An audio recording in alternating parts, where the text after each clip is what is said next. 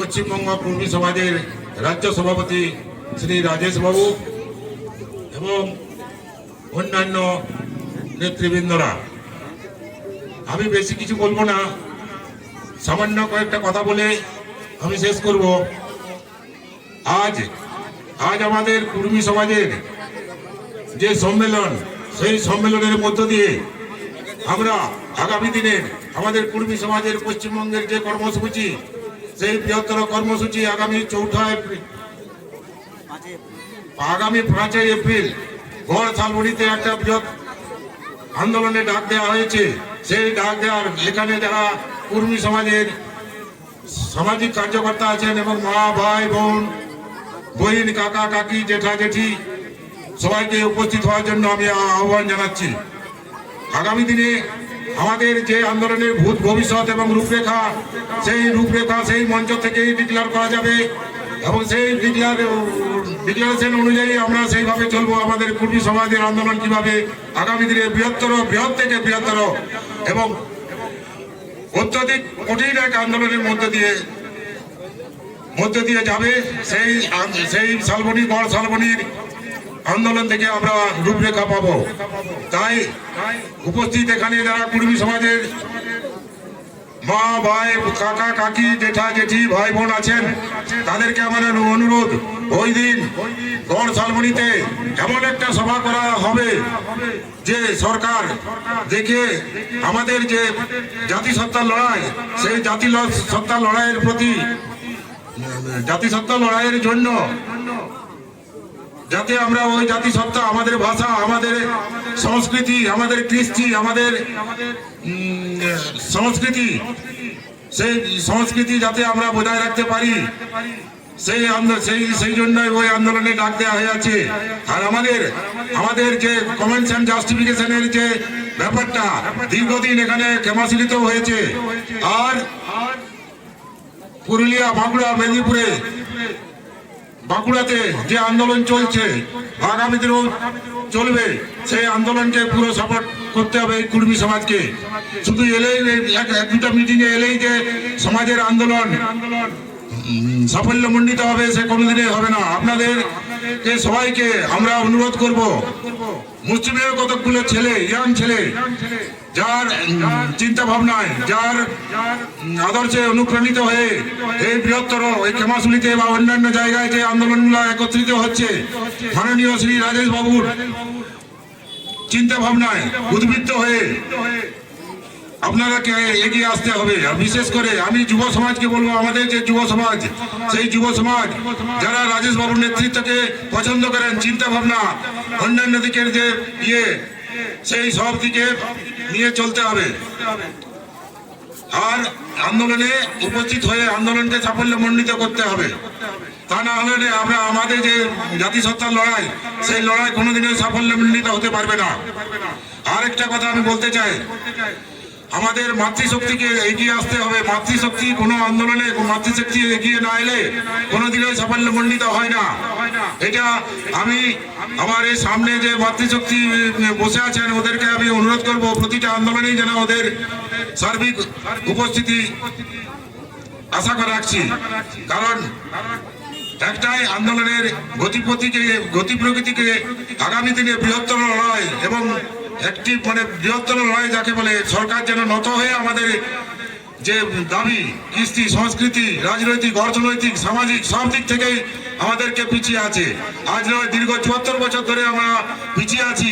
আমরা শুধু ওই হুজুরও করি, আমরা আমাদের এলাকার বা অন্যান্য যে সুযোগ সুবিধাগুলো আমরা খুব কিন্তু অবহেলিত হয়ে আছে। এটা আপনাদের মাথায় রাখতে হবে। বর্তমান যে সরকার, সেই সরকার দীর্ঘদিন আন্দোলন করার পরেও, বড় বড় আন্দোলন করার পরেও কিন্তু আমাদের কমেন্টস অ্যান্ড জাস্টিফিকেশন এখনো অবধি পাঠায়নি। এটা আপনাদেরকে ভাবতে হবে। আমরা এখানে মূল আদিবাসী, আমি যেটা জানি বা অন্যান্য সোশ্যাল মিডিয়া বা ফেসবুক থেকে বুঝেছি, আমরা এখানে কুর্মী জাতি 65,000 বছর আগে আমরা এখানে এসেছিলাম আমাদের এই ছোটনাগপুর অঞ্চলে। এটা ভাবতে হবে। আমাদের পরে যারা এসেছিল তারাও এসটি তালিকাভুক্ত থাকলো, কিন্তু আমাদেরকে আর আমাদের এসটি তালিকাভুক্ত করতে পারলো না, রাখলো না। এটা একটা বৃহত্তর ষড়যন্ত্র। সেই ষড়যন্ত্রের বিরুদ্ধে আমাদের ঝাঁপিয়ে পড়তে হবে এবং প্রতিবাদ করতে হবে। তা না হলে আমাদের আগামী প্রজন্মের জন্য আমরা আমাদের অত আমি ভালো বক্তৃতা করতে জানি নাই, তবে যেটুকু বলছি, এই যে বৃহত্তর আন্দোলনটা আমাদের যে ভবিষ্যৎ প্রজন্ম, সেই ভবিষ্যৎ প্রজন্মকে যাতে ওই এসটি হলে বা অন্যান্য আমাদের জাতি ভাষা সাংবিধানিক যে অধিকারটা, সেই অধিকারটা আদায় করা যাবে না। আর একটা কথা, আমি বেশি দীর্ঘায়িত করব না। আমার মেদিনীপুর শালবনীতে আমার বাড়ি। আমি দীর্ঘ 34 বছর ফোর্সে কাজ করে এই আন্দোলনে প্রথম যেদিন রাজেশ বাবুরা এখানে করেছিলেন তখন এসছি। তারপর থেকে আমার মনের মধ্যে একটা, আমি আমার জয়গ্রামের যে সেটা আমি আমার ছাতির মধ্যে নিয়ে নিয়েছি এবং প্রতিটা মিটিংয়ে আমি আসার চেষ্টা করছি এই যাতে আমাদের কুর্মী সমাজের আন্দোলনটা ত্বরান্বিত হয় বা আমাদের যে দাবি সেই দাবি পেতে পারি। কারণ একটাই, আমাদের বয়স, আমি এখন বর্তমানে 62 বছর বয়স। রিটায়ার করার পরে আমি এই আন্দোলনে যোগ দিয়েছি এবং আমার এলাকাটায়, শালবনী এলাকাটায়, যেটা আমি বিশেষ বলছি, একটা অঞ্চলকে আমরা টার্গেট করেছিলাম, একটা অঞ্চল বাকিমান 4 নম্বর অঞ্চলকে টার্গেট করেছিলাম ইলেকশনের সময়। পুরো অঞ্চল বা ব্লক, শালবনী ব্লক ভয়ে থরথর করছিল যে একটা অঞ্চলকে টার্গেট করেছি, যে 4 নম্বর অঞ্চলটা আমরা হেরে যাবো বোধহয়, আমরা আর ক্ষমতা করতে পারবো না। আমাদেরকে আমাদের ভোটাধিকারের যে মূল্যবান, সেই মূল্যবানটা বুঝতে হবে। শালবনী অঞ্চলে আমাদের 68% কুর্মী সমাজ আছে, কিন্তু আমরা একটা অঞ্চলকে টার্গেট করে 6টা আমরা কুর্মী সমাজের প্রার্থীকে জিতিয়ে এনেছিলাম। আর আমাদের মধ্যে যারা এই পার্টির সাপোর্টার, তাদেরকে বলছি সমাজের মধ্যে একদিন আসতে হবে। পার্টি আজ আছে কাল নাই, সব চলে যাবে, তখন ওই সমাজে থাকবে। কারণ সমাজ যারা গতি নেয়, আমি দেখেছি কুর্মী সমাজের রীতিনীতি, কৃষ্টি, সংস্কৃতি সবকিছু সমাজে আসতেই হবে ওদেরকে একদিনে। সে যতই পার্টি করুক, সমাজ না থাকলে আমাদের কুর্মী সমাজ বাঁচতে পারবে না। কুর্মী না গেলে এক জায়গায় আছে, দেখো তোমরা জানো কি গো, ভাই মাসি কাকি জেঠি এক জায়গায় যেখানে আছে কুর্মীরাই আছে। এটা আমাদের হাজার হাজার বছর ধরে চলে আসছে। কাজেই রাজেশ বাবুর নেতৃত্বে যে আন্দোলনটা এই এলাকা, বিশেষ করে আমাদের মেদিনীপুরে কেন 3টা জেলাতে, পুরুলিয়া, বাঁকুড়া আর পশ্চিম মেদিনীপুর, এই 3টা জেলাতে যে আন্দোলনটা রাজেশ বাবুর নেতৃত্বে সংগঠিত হয়েছে, এই আন্দোলনটা যাতে আগামী দিনে আবার বৃহত্তর আন্দোলন হয়, সরকার যেন কেঁপে যায় যে না, কুর্মীর একটা জাত আছে, তাদের দাবিটা আমাদের দেখতে হবে। তা না হলে কোনোদিনই আমাদের জাতিসত্তার আন্দোলন সাফল্যমণ্ডিত হবে না। এটা আপনারাকে মাথায় রাখতে হবে। আর যুব সমাজকে আমি বলবো, রাজেশ বাবুর আদর্শে যখন উন্নীত হয়েছ, জীবন দেওয়ার জন্য তৈরি হয়ে থাকো। যে কোনো পরিস্থিতির মোকাবিলা করতে হবে। সরকারের বিভিন্ন ধরনের প্রলোভন দেবে, বিভিন্ন ধরনের দেখাবে, সেই ওদের সরকারের ইয়েতে চলবে না। এটা মনে রাখবেন আপনারা। আজকাল আমি দেখেছি একটা ত্রিপলের জন্য ওখানে যে পার্টির লাইনে, কালকে আমাদের ওখানে একটা বিবেকানন্দ মূর্তি স্থাপন হলো, সব মেয়েরা এসে সামনে বসে গেছে। কিসের জন্য? একটা শাড়ির জন্য। মেয়ে একবারে, আর কি বলবো, মেয়ে এমন বসেছে যে বলার কিছু, একটা শাড়ির জন্য। চিন্তা করুন, আমাদের এত বড় একটা আন্দোলন রাজেশ বাবুর নেতৃত্বে চলছে, সেই আন্দোলনটা যখন ডাকি তখন অতটা সাড়া পাওয়া যায় না। কিন্তু যখন একটা শাড়ি বা অন্যান্য কিছু দিয়ে দেবে, একটা ত্রিপল, একটু মিনিকি, শুধু একটু ওই পাওয়ার জন্য যে লাইন দিয়ে ঘন্টার পর ঘন্টা সারাদিন বসে থাকবে, এটা তো ফ্যাক্ট একটা জিনিস, তাই কিনা? সামান্য আসল যেটা শ্বাসটা, সেটা তো আমরা খেতে পারি না। শুধু একটু শাড়ি, একটা মিনিকিট, একটা ত্রিপল, এইটা দিয়ে আমরা ভুলে থাকি আর সারাদিন দিয়ে বসে থাকবো। এটা ফ্যাক্ট ঘটনা ভাই, দেখছি তো চোখের সামনে। আমিও পার্টি করতাম, 3 বছর পার্টি করার পরে আমি পার্টি ছেড়ে দিয়েছি। এই যে রাজেশ বাবুরা একটা তৈরি করেছিলেন, মরদ রুড়া, সেই মরদ রুড়াতে আমি জয়েন করেছি এবং আমার বুথটাকে জিতিয়েছি। আরো 5টা অঞ্চল বুথে আমরা আমাদের কুর্মী সমাজের প্রার্থী জিতেছে।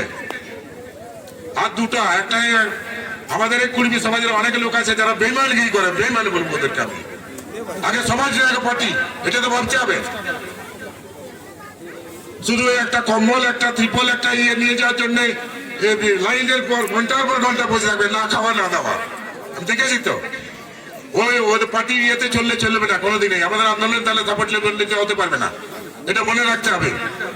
আর একটা কথা, কোন আন্দোলন চালাতে গেলে কিছু অর্থনৈতিক দিক থাকে, সেটা আমি সবাইকে অনুরোধ করবো। আমাদের মধ্যে যাদের কুর্মী সমাজের যারা এলিট সম্প্রদায় আছে, যারা চাকরি বাকরি করে তাদের, আর যারা গ্রামের মধ্যে যারা ধনী ব্যক্তি, তাদের কাছ থেকে আমি এইটুকু অনুরোধ করব, যখনই কোনো কুর্মী সমাজের আন্দোলন হবে, ব্লকেই বলুন, বুথেই বলুন, অঞ্চলেই বলুন বা জেলায় বলুন, অন্তত কিছুটা অন্তত আর্থিক সাপোর্ট দিলে আমার মনে হয় আন্দোলনটা আগামী দিনে অনেক তীক্ষ্ণ হবে।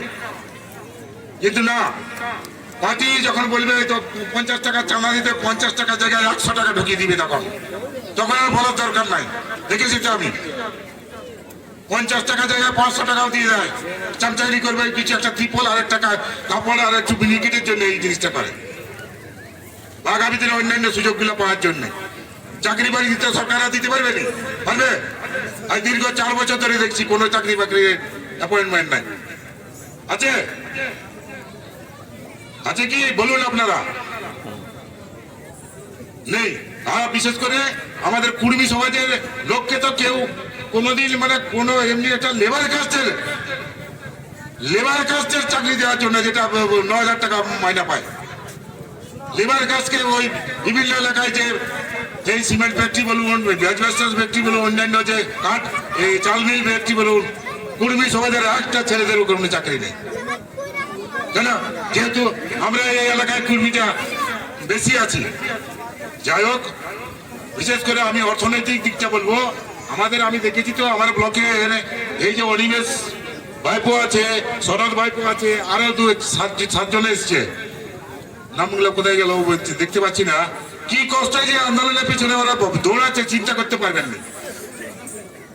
ঘরে ভাত নয়, তবু কুর্মী আন্দোলনে রাজেশবাবু নেতৃত্ব উদ্বুদ্ধ হয়ে আন্দোলন আসছে। প্রতিটা আন্দোলন দেখেছি, দিনের প্রতি নিজের বাড়ির কাজ কামাই করে, নিজের সংসারের ক্ষতি করে, বউয়ের সঙ্গে ঝগড়া করে, তবু আন্দোলন আসবে। কেন? ওদের মধ্যে জয়গ্রামের ইয়েটা ঢুকেছে, তা নাহলে আসতো নাই। কি জন্য আসবে তোমাকে বলো? রাজেশ বাবুর কি অসুবিধাটা ছিল? রাজেশ বাবুর কি দরকার ছিল কুর্মী আন্দোলনে এত জেলে যাওয়া? আর অন্যান্য যারা জেলে গেছে তাদের কি দরকার ছিল? হাই স্কুলের টিচার আর অন্যান্য যারা ঢুকেছিল, কি অসুবিধাটা ভোগ করেছে আপনারা জানলেনই হয়তো। ওই জেলের মধ্যে 24 ঘন্টা ঢুকে থাকাতে কি কষ্টের ব্যাপার, সেটা কেউ জেলে না ঢুকলে বুঝতে পারবেন না। ঠিক আছে, আমি আর বেশি কিছু বলবো না। যাই হোক, আপনাদের সমর্থনের পাথেয় করে আমরা আগামী দিনে কুর্মী সমাজকে বৃহত্তর আন্দোলনে নিয়ে যাওয়ার, আর আমাদের যে দাবি 3টে আছে, মেন 3টে, এসটি হওয়া, আমাদের ভাষাকে সংবিধানের 8ম তহবিলে ঢোকানো, আমাদের ভাষাকে স্বীকৃতি দেওয়া, আর অন্যান্য যেগুলো আছে।